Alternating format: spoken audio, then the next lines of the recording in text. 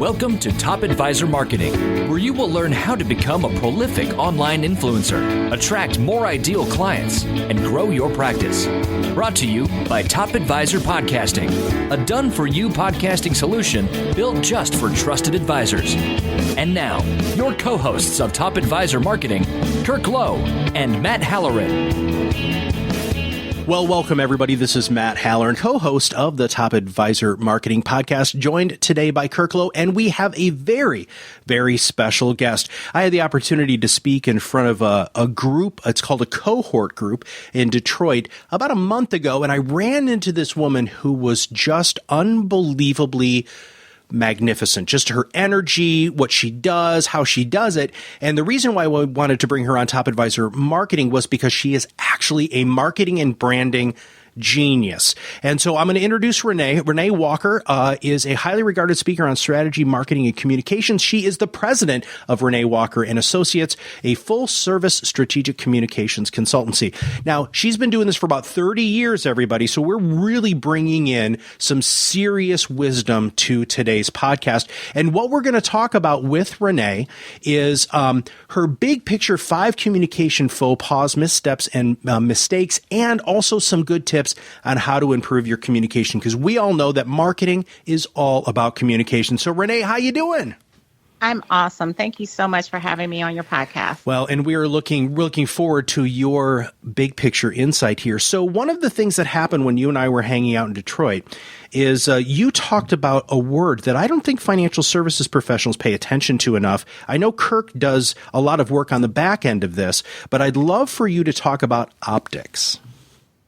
Oh, sure. Happy to. So in the brand space and marketing space, we often focus more on the words and sometimes the images, but not the entire design of the communication, which is critically important for not only effective communication, but also resonance, right? So in today's world, everything happens at a nanosecond.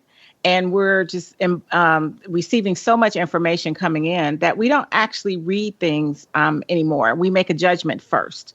And so how you lay out your communications, having white space, having a great design, and being able to put important information and clues that are visually centered so folks will immediately have the eye contact on the visual is really important, because that's part of the process that folks use in order to decide if it's something they want to read. Now, I know I can't be the only person that has every intention of reading all of the stuff that comes at me, and I put it in a pile or I put it in a folder in my inbox or my email. Mm-hmm. And then I have every desire to go back and read it, but I just don't get to it. So you sort of delete them or lop off the bottom half of the pile and start over, right? Mm-hmm. So what you want to do, particularly in the financial space, is make sure that the communications are visually appealing and that they're easy to digest so that people feel like it's a quick read. Even though it's an important read, it's a quick read. If it looks like it's going to require effort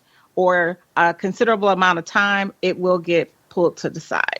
And Kirk does this a lot with Tactibrand. So Kirk, I'm going to turn this over to you, because if you look at the white papers specifically in what Renee is talking about there, and how you design white papers, it's very, very different than how other financial services branding and marketing companies do that. So would you mind sharing a little bit about what the Tactibrand philosophy is on how to create an engaging white paper? Yeah, it's funny because I love the fact that we're getting some different perspectives here, because I always, I live in my world, right? And Renee lives in hers. And the idea of calling this optics and what to look for, a lot of times I actually just own this for people that we work with. I don't talk a lot about it, but I'm glad you brought it up, Renee. And it is absolutely critical. I mean, I talk a lot about having this, intrigue, like when, it's one of the steps in our framework. And when somebody sees your stuff, they have to be able to relate to the message quickly. But what Renee's saying is the message is the image too. And oftentimes we just take care of that for people, but it's something that you really need to consider. And I think I do see the other end of this where optics are all that happens. Like I got an email from somebody today, who said, I read your article on 12 website mistakes. Can you go look at our stuff? And optically, this site is off the charts. It's absolutely beautiful, but it's missing some depth. But you have to figure out both. Mm-hmm. And I love the idea that, because optics is what you see, and you process what you see before what you read. I guess that's probably what you're saying. If you can elaborate on that, Renee, that'd be beautiful. Yeah, please do, Renee. Happy to. So in our practice, our framework for creating brand identity or branded communication pieces includes three important components. The first is value, which is what you're speaking to, Kirk. At the end of the day, you want to convey important information that's valuable to the audience you're attempting to connect to. The second piece is you want to make sure that you have not just the value, but you want to make sure that people understand that it's targeted for them, right? So it's going to be something that's going to give them something important. And finally, the visual identity. So, and then the second one of giving them something that resonates with them, that's your voice. Mm-hmm. So we do value, voice, and visual identity. And all of those components have to be together in order to have a great communication piece. The second thing I'll share is a stat that I often refer to. New York University around 2011 did a study, and I just find this very, very interesting. They wanted to sort of take a look at what happens when we as humans sort of see each other for the first time. And what they determined is that in the first 7 seconds of seeing someone, we make 11 major decisions about the individual. Are they approachable? Are they probably trustworthy? I mean, all of these things we do all of the time, but it's in kind of the background of our day and our life in that moment. And so you really want to make sure that when you're putting communications forward, that they are on brand, they're really conveying what it is your brand stands for. They have value. You're using a voice that is going to engage the particular audience or segment of the audience that you're talking with, and that the visuals make sense. And that, so optics comes really from my political background. We really care about that stuff. Mm-hmm. Yeah, absolutely. Well, one of the other pieces that I love about this optics conversation is infographics. So I just was working with an advisor in Chicago, and he was working on his website, and because of doing a lot of work with Kirk and doing some more extra research, he needed to stop having so much text. And what he really needed was something that would pull you in, explain something very clearly and distinctly, because your second major point here is one size approach. And we fight this, Renee, all the time. I mean, this is the biggest issue, I believe, in financial services marketing, because we have such an insane compliance overlay that people just throw their hands up in the air and say, well, I'm just going to use what everybody else is using. So but break down what you mean by one size approach, please. Sure. So a lot of our clients come up with a marketing piece or a communication piece, and they want to send it to every potential prospect or current customer, whether it's a reoccurring newsletter or whatever that piece is. And what we say is you want to take a more strategic approach in that. There should be some piece of each of your communications that is evergreen. It applies to everybody. It's overarching. But at that point, you really want to segment what you're doing. So you want to take a look at, where your customers are and what pain points or opportunities are you helping them to achieve, or you want to be able to help a prospective client achieve. And then financial services, the way I would kind of relay that is this way. When you have a client that is just beginning their career, the strategies that you're going to give them for investment is for the longer term, right? As opposed to someone who's mid-career or toward the end of their career, those investment strategies and recommendations are likely to change. Mm-hmm. Your communication should follow that. Mm-hmm. There should be some general information around what's happening in the sector or what's happening as a whole with the market or whatever, in accordance with the rules and regulations that are established. Mm-hmm. But at that point, you really should segment who your customers are, put them in buckets, and then create opportunities and information that's specific to where they are. What I find often is that we train people to tune us out because we keep throwing things at them that doesn't matter to them. And so eventually they'll just stop opening or reacting or anything. So you want to make sure that you're being more strategic in that process. Kirk, what do you think? This is an area of financial planning or financial marketing that the financial industry really struggles with, and they get really nervous about niche, defining a niche for their business, because the truth is that most of them have so many different clients, Renee, that they really struggle to have the resources in place to send different information to different people. But I'm so glad you brought that up. So my next point is you should look at frequency. Mm-hmm. You're going to send something out, let's say once a month, but do you have to send it out to everybody, or can you segment and send something to each of your targets? And your buckets can be as large as you need them to be. So if you happen to have a group of millennials, those communications need to look and sound and have different level of content than if you have like a mid-career or middle-age type, audience. So what I would suggest is maybe instead of trying to hit them with the inbox every single month, you move more to in January, we're going to send to millennials, and in February, we're going to send to the next group. And then in March, we're going to send and rotate it. So they're hearing from you, but when they actually hear from you, it's going to be something that matters. And it's not going to be, I get another monthly or weekly newsletter, or I have another communication. And if something major happens that you really want to communicate to all your audiences because it's general and it affects everybody, or there's a thought leadership opportunity, then just send it to everybody as a special bonus communication. Mm-hmm. Well, hold on here. So, you just really even jumped right into your next point, which is making sure that the communication is relevant.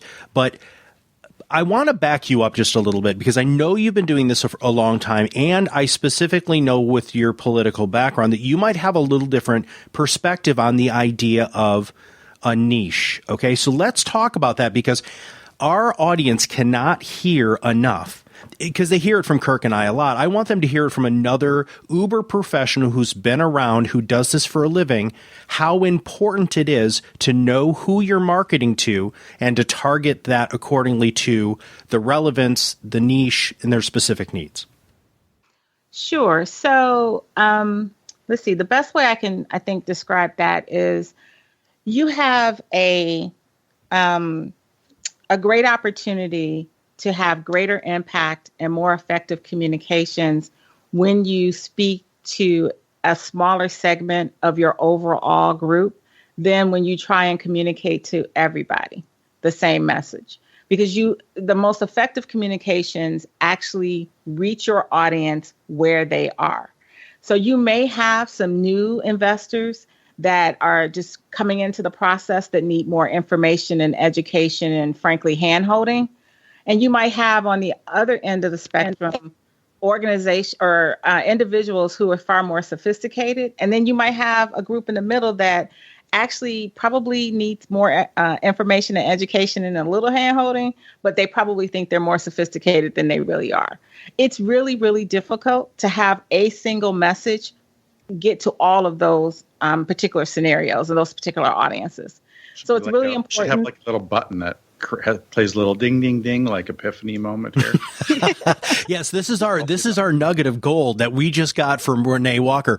So say that one more time, and then Kirk, I want to hear what your perspective is on this too, please.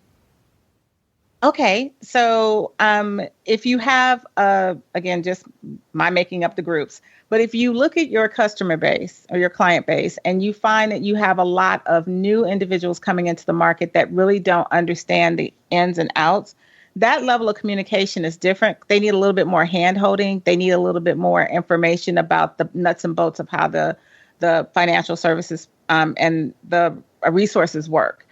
If you have someone who's been investing for a long, long time and they're more sophisticated, then they really don't want to hear the nuts and bolts. They want to hear about what you're thinking is going on with the market and at a more sophisticated level. And then you have the group always in the middle that probably needs more of the first group, but they really think they belong to the third group. So you want to make sure that your communications really meet your clients where they are and you're able to move them through the process.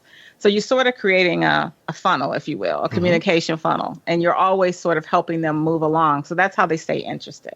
All right, Kirk, what do you think? I think the nugget there is really meet your clients where they're at, where they are. Epiphany that advisors need to really think about plan.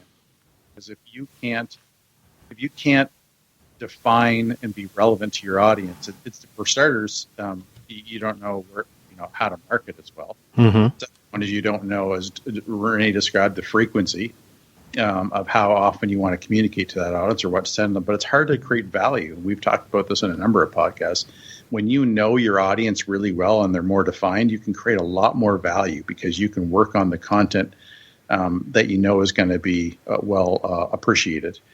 And a lot of the content that advisors send, like you see it now, Renee, one of the things that happens a lot in industries, advisors don't really like producing content. So what they do is they buy into a library of content. Let's say it's 1,000 articles. And then they just hit the switch, right? Drip, or they sign up with some social company that provides all kinds of content and just kind of, flows.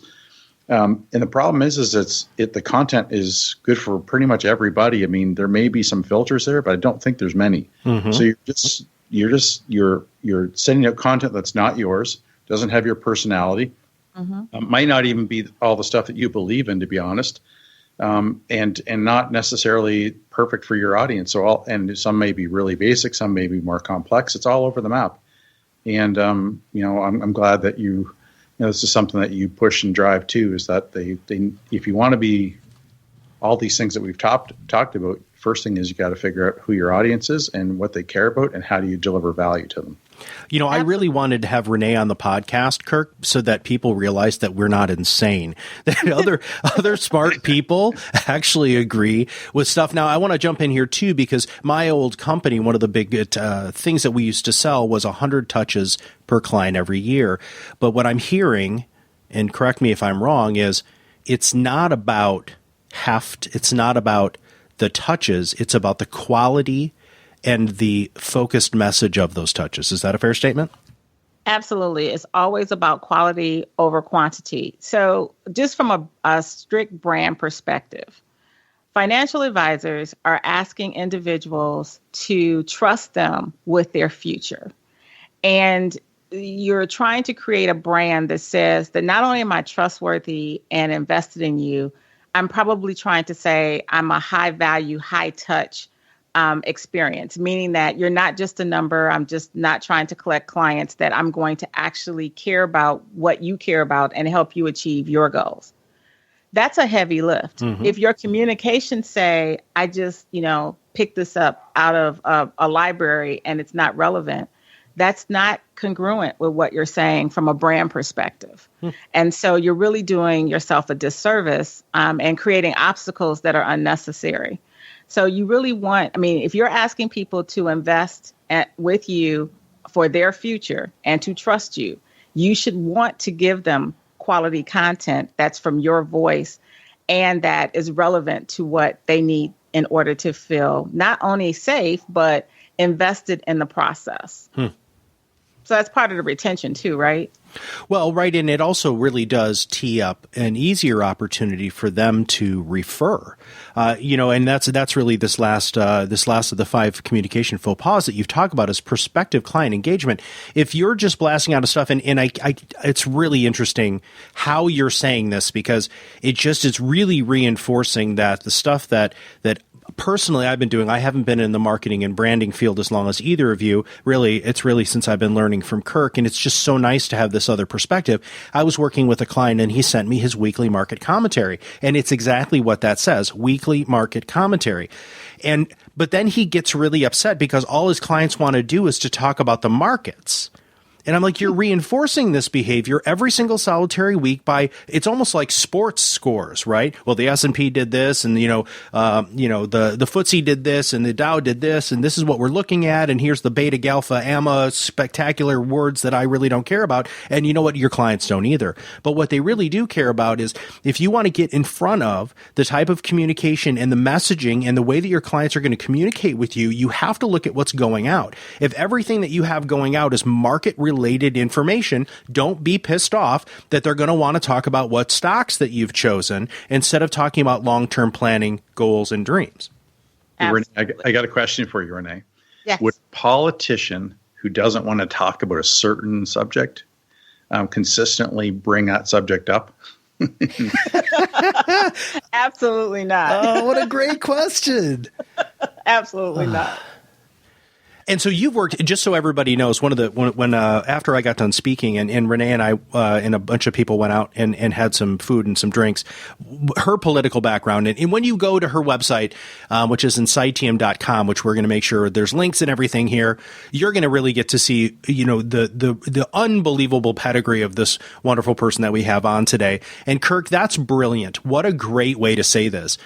If a politician, and in fact, they dodge those questions, right? I mean, they're going to, and I know Renee and I talked about this a little bit, but she actually even teaches them how to talk around it so that they don't have to answer that specific question, so that they, not to dodge it, but to stay on message.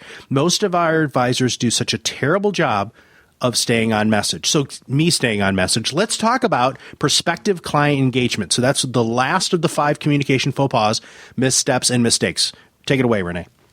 So I'm going to start with an experience that I've unfortunately had several times with financial advisors who are interested in talking to me as a prospective client. So this has happened over lunch. It happened last night at an event.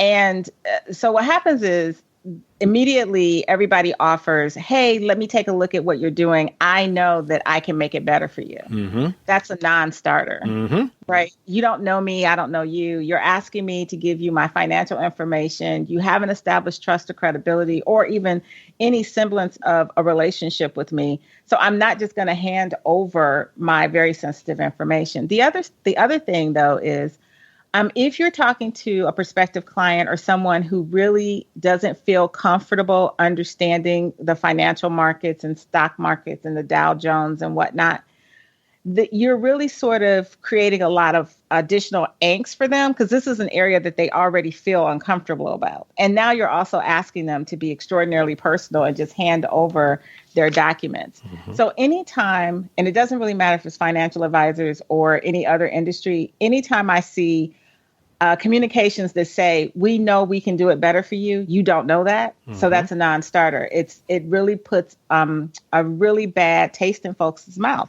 And I see that happen all the time with financial advisors.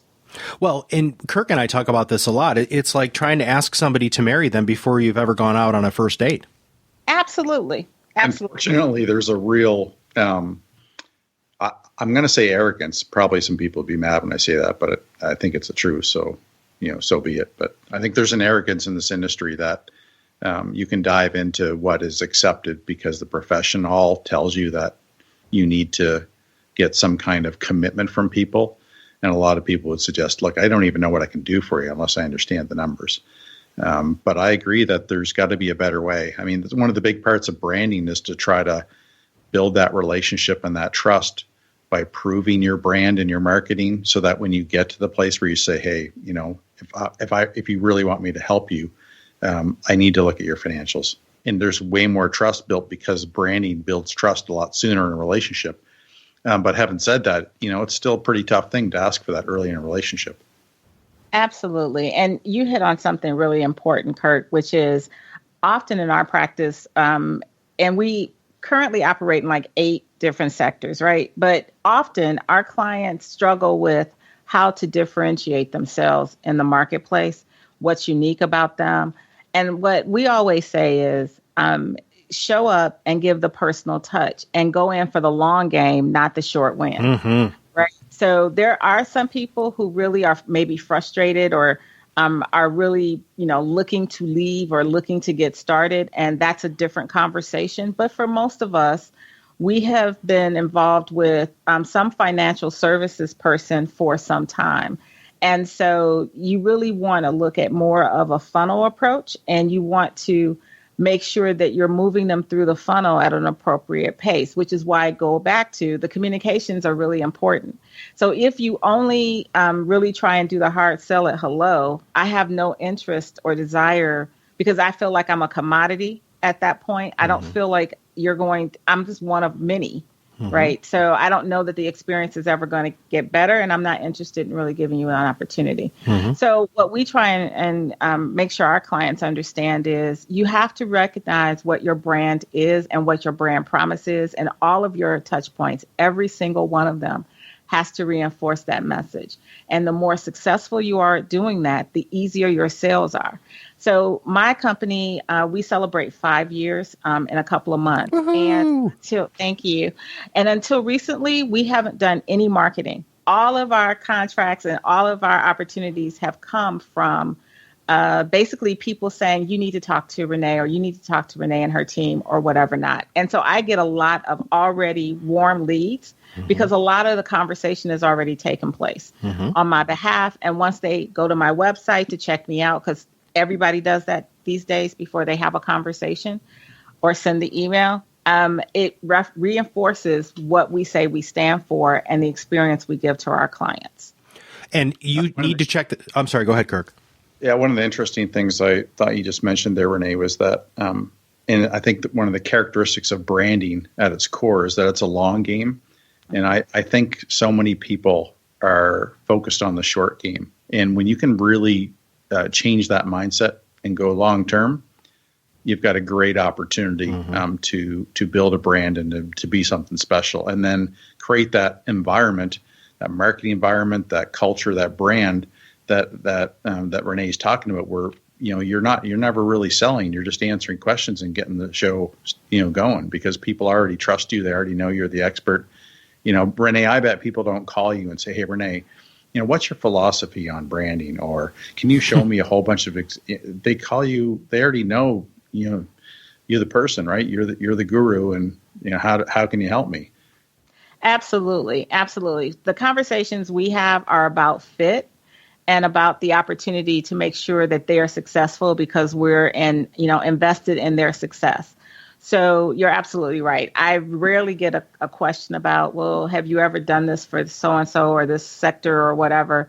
Most of the time it's, hey, this is my problem, or this is what we're trying to struggle with, or this is our opportunity. And we really feel like our brand doesn't help us be successful. Can you help us? And we're happy to do that. I think the other thing I'll say, because your particular audience is very invested in metrics and numbers, so understanding where you are and benchmarking some things is important. I always kind of talk about Apple as a brand.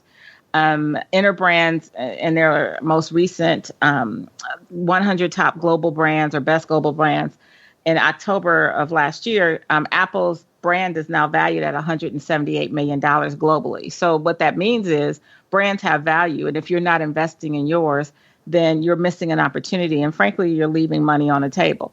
The second piece is your brand is really the thing that causes you to differentiate yourself, your services in the marketplace. And it's really what drives the attraction in the beginning of the funnel.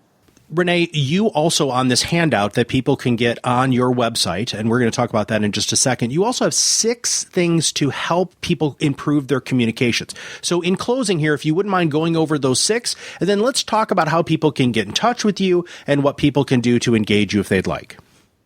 Oh, I'd be happy to. Thank you so much.